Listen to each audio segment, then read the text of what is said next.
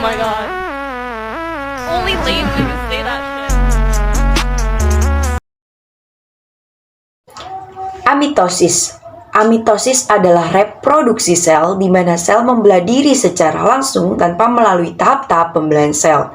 Amitosis disebut juga dengan pembelahan biner. Apa sih pembelahan biner itu? Pembelahan biner merupakan satu sel yang membelah menjadi dua sel terjadi pada organisme prokariotik, yaitu organisme yang tidak memiliki membran inti yang membatasi nukleoplasma dengan sitoplasma.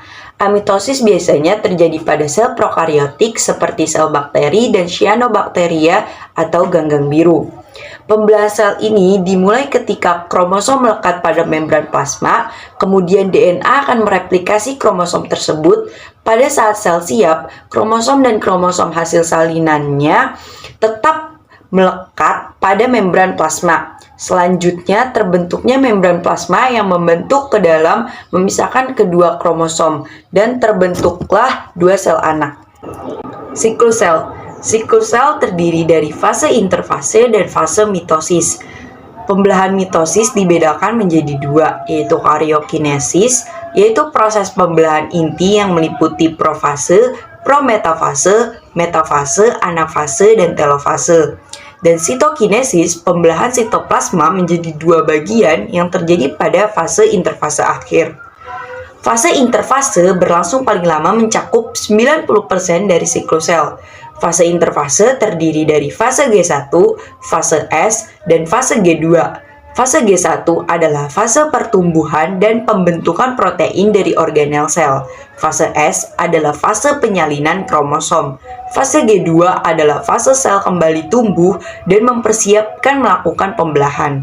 Ini saya Dea Mailani dari kelompok 2 ingin menjelaskan mitosis, tahap-tahap mitosis, dan sitokinesis. Mitosis yaitu peristiwa pembelahan sel yang menghasilkan dua sel anak dengan jumlah kromosom yang sama seperti sel induknya. Mitosis terdiri dari beberapa fase. Yang pertama ada profase, yang kedua metafase, yang ketiga anafase, dan yang keempat ada telofase. Yang pertama profase. Profase yaitu benang-benang kromatin menjadi pendek kemudian menebal.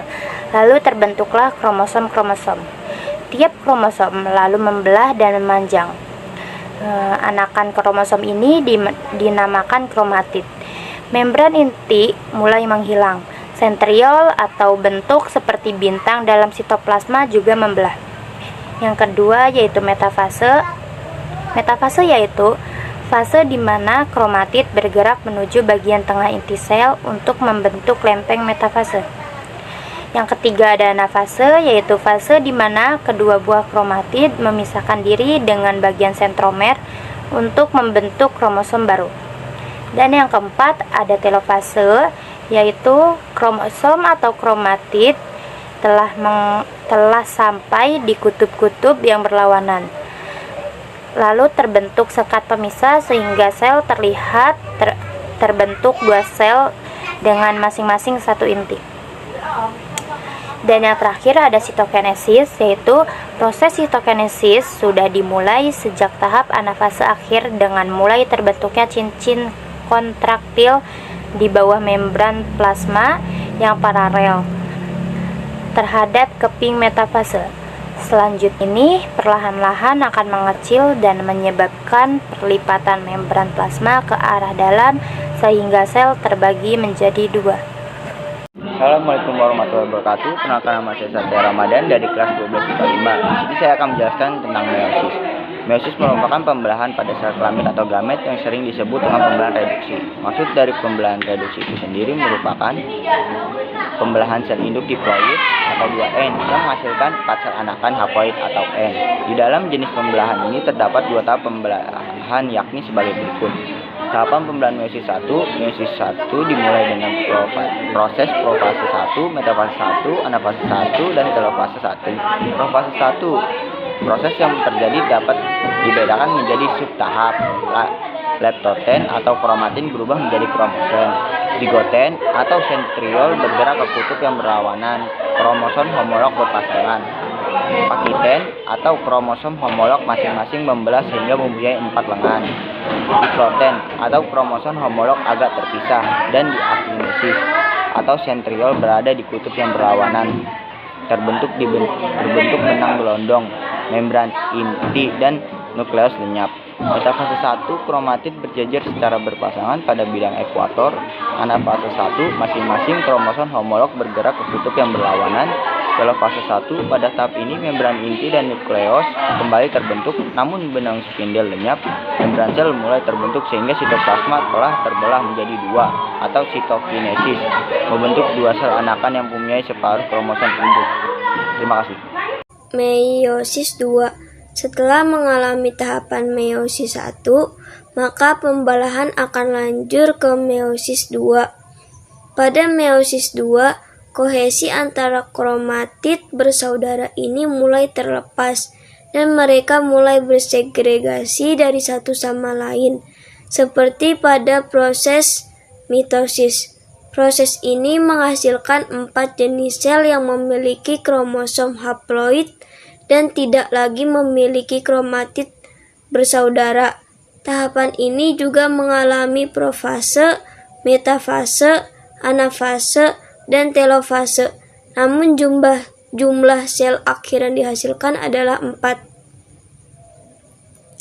Profase 2. Tahap profase 2 dimulai dengan pembelahan 2 sentriol menjadi sentriol baru. Setiap pasang sentriol akan bergerak ke kutub yang berlawanan. Kemudian nukleus akan lenyap. Kromatin yang ada di tahap ini masih memadat menjadi kromosom. Metafase 2. Kemudian di tahap metafase 2, kromosom bergerak menuju bidang ekuator. Sentromer terikat oleh benang spindel yang berasal dari sentriol. Anafase 2. Pada tahap anafase 2, benang spindel mulai menarik salinan kromosom. Kromosom berpisah dan bergerak ke arah kutub yang berlawanan. Kromosom tetap berupa haploid. Telofase 2. Selanjutnya di tahap telofase 2, masing-masing kutub memiliki sebuah kromosom yang haploid. Benang spindel pada akhirnya akan menghilang. Pada tahap ini akan membentuk 4 inti. Setiap inti memiliki setengah pasang kromosom haploid atau 1 salinan DNA. Terakhir, terjadi tahap sitokinesis yang menghasilkan 4 sel baru. Perkenalkan, nama saya Sinta Alfia Salim dari kelas 12 IPA 5. Di sini saya ingin menjelaskan tentang hewan dan tumbuhan di mana ada spermatogenesis, oogenesis, mikrogenesis, dan makrogenesis. Dari hewan tersebut, itu tuh tergolong dari spermatogenesis dan oogenesis. Spermatogenesis, proses multiplikasi dan diferensiasi sel germinal dengan tujuan memproduksi sel gamet jantan, spermatozoa, yang terjadi testis, tepatnya di tubuli seminiferik. Waktu terjadinya spermatogenesis, itu tuh proses berkesinambungan dimulai dari masa pubertas dan terus terjadi hingga kematian. Dan hewan bagian oogenesis, itu tuh proses pembentukan ovum dari sel benih dalam ovarium. Dan itu tuh terjadi proses oogenesisnya itu di masa pubertas atau proses pembentukan dan pematangan sel telur yang sudah matang akan dilepaskan oleh indung telur ke saluran telur tuba falopik. Jika berhasil dibuahi oleh sperma, sel telur akan menetap di tuba falopi dan menempel di dinding rahim. Nah, kita lanjut nih ke bagian tumbuhan. Tumbuhan itu kan terbagi menjadi 2 ya. Yang pertama ada makro dan yang kedua mikro. Makrogenesis dan mikrogenesis. Makrogenesis ini tuh proses pembentukan megaspora terjadi di dalam bakal buah ovarium. Proses makrogenesis pada tumbuhan itu terdiri dari banyak. Yang pertama, sebuah sel induk megaspora diploid atau megaporosit dalam ovarium mengalami meiosis 1 dan menghasilkan 2 sel haploid. Yang kedua sel haploid mengalami meiosis 2, dihasilkan 4 megaspora haploid. 3 diantaranya mengalami degenerasi. Yang ketiga, megaspora yang masih hidup mengalami 3 kali karyokinesis tanpa sitokinesis dan dihasilkan sel besar kandung lembaga muda dan 8 inti haploid. Yang keempat, dalam megaspora 4 inti berada pada sisi kalaza dan 4 inti lainnya di dekat mikrofil. Yang kelima, satu dari setiap sisi menuju ke pusat dan bersatu membentuk kandung lembaga sekunder yang diploid. Dan yang keenam, 3 inti pada bagian kalaza dinamakan inti antipoda. Inti bagian tengah yang dekat mikrofil dinamakan ovum. Sel telur dan yang di samping kiri kanan dinamakan sinergit. Oke, kita lanjut kepada tumbuhan di bagian mikrogenesis. Mikrogenesis itu tuh proses pembentukan gamet jantan sperma yang berlangsung pada bunga di dalam serbu sari. Proses mikrogenesis pada tumbuhan itu tuh sepasang sel haploid membelah meiosis 2 menghasilkan 4 mikrospora haploid yang berkelompok menjadi 1 tetrat.